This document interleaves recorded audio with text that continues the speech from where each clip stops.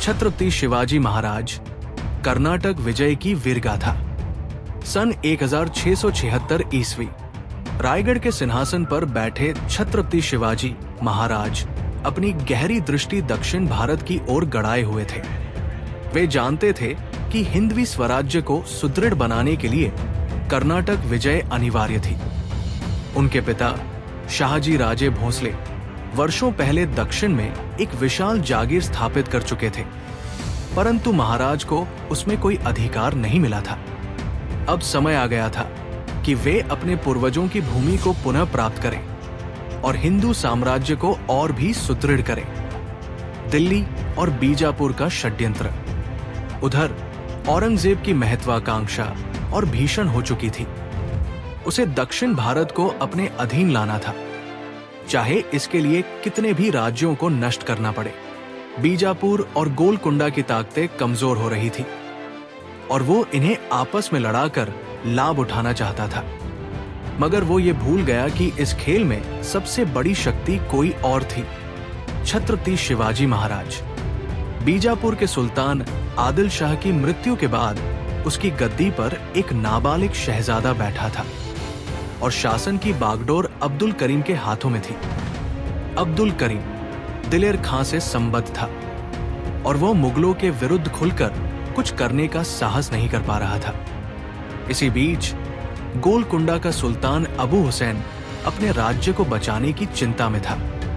इस राजनीतिक अस्थिरता को देखते हुए महाराज ने कर्नाटक पर चढ़ाई करने का निश्चय किया।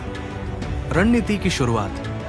छत्रपति शिवाजी महाराज ने सबसे पहले खानजहां को कुछ उपहार देकर ये वचन लिया कि वह उनके राज्य में हस्तक्षेप नहीं करेगा।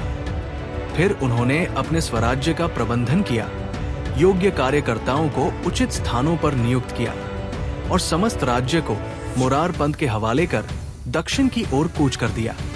जब वे हैदराबाद के निकट पहुंचे तो गोलकुंडा का प्रधानमंत्री मदन पंत स्वयं उनकी अगवानी के लिए आया। बड़े सम्मान के साथ महाराज को अपनी राजधानी में ले जाया गया। वहां महाराज और गोलकुंडा के सुल्तान के बीच एक महत्वपूर्ण संधि हुई। ये तय हुआ कि शाहजी की जागीर के अतिरिक्त जितनी भूमि महाराज जीतेंगे उसे दोनों राज्यों के बीच बराबर बांटा जाएगा। इसके बदले गोलकुंडा ने प्रतिज्ञा की कि वो मुगलों या बीजापुर के विरुद्ध कभी भी महाराज के विरोध में नहीं जाएगा। कर्नाटक विजय की शुरुआत। मार्च 1677 में छत्रपति शिवाजी महाराज ने कृष्णा नदी पार कर कर्नाटक में प्रवेश किया। प्रारंभ में कुछ समय तीर्थयात्रा में बिताने के बाद उन्होंने अपने अभियान को तेज कर दिया। मद्रास होते हुए वे गुंजी पहुंचे, जो बीजापुर के अधीन था।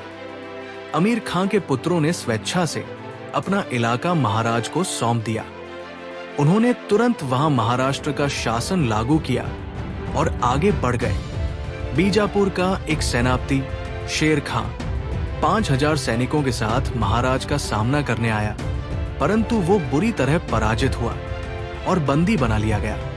इसी बीच महाराज की सेना ने दिलौर पर धावा बोल दिया और 5 दिसंबर तक वो किला भी महाराज के हाथ में आ गया। भाई से टकराव, एक भावनात्मक संघर्ष। इसी समय महाराज अपने छोटे भाई व्यंकोजी दुनकाजी से मिलने तरवाड़ी पहुंचे। उन्होंने प्रेम पूर्वक अपने भाई से मिलने की इच्छा जताई और कहा, भाऊ, हम दोनों एक ही पिता के पुत्र हैं। ये उचित होगा कि हम मिलकर हिंदवी स्वराज्य को मजबूत करें।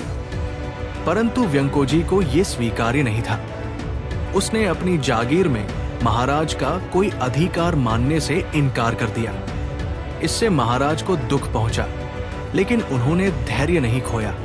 उन्होंने एक पत्र लिखा जिसमें उन्होंने कहा, मैं इस भूमि का लालच नहीं करता, किंतु ये मेरे पिता की धरोहर है। क्या ये उचित नहीं होगा कि हम इसे मिलकर संभालें?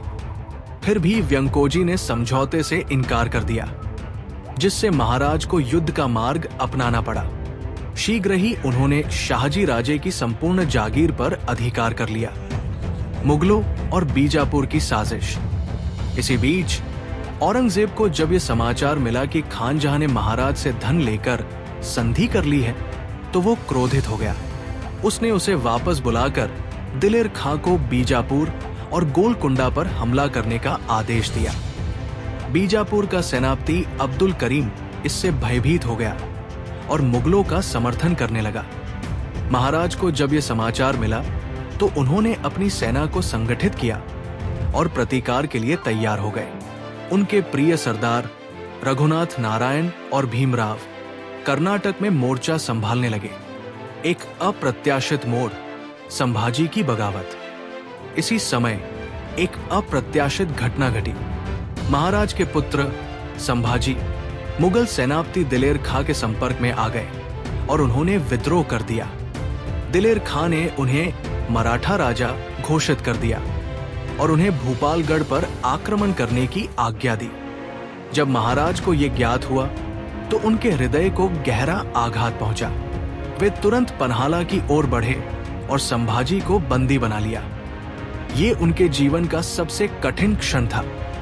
अपने ही पुत्र को कारागार में डालना उनके लिए सरल नहीं था, परंतु हिंदवी स्वराज्य की रक्षा के लिए ये आवश्यक था। युद्ध और विजय। मुगल सेना ने चारों ओर से मराठों को घेर लिया। राजा किशन सिंह, जय सिंह का पोता, के नेतृत्व में एक विशाल सेना महाराज के विरुद्ध खड़ी थी। लेकिन महाराज संकटों से घबराने वाले नहीं थे। उन्होंने अपनी तलवार उठाई और मुगलों पर बिजली की तरह टूट पड़े। 3 दिनों तक लगातार युद्ध हुआ। मराठा सेना ने अद्भुत वीरता का परिचय दिया। अंततः महाराज अपने अद्वितीय रणकौशल से शत्रु को छकाते हुए सुरक्षित निकल गए। स्वराज्य की ओर वापसी। अब तक बीजापुर और गोलकुंडा की शक्ति लगभग समाप्त हो चुकी थी। दिलेर खां को भी पराजय का सामना करना पड़ा। महाराज ने हिंदवी स्वराज्य की रक्षा में एक और विजय प्राप्त की। छत्रपति शिवाजी महाराज एक दीर्घकालिक अभियान के बाद अपने दुर्ग रायगढ़ लौटे। वे विजयी थे, किंतु मन में संतोष नहीं था। एक पिता के रूप में उन्हें अपने पुत्र की बगावत का सामना करना पड़ा था और एक राजा के रूप में उन्हें दक्षिण में स्थिरता बनाए रखने की चुनौती शेष थी। परंतु एक बात निश्चित थी, अब दक्षिण में हिंदवी स्वराज्य की पताका और भी ऊंची लहराने लगी थी।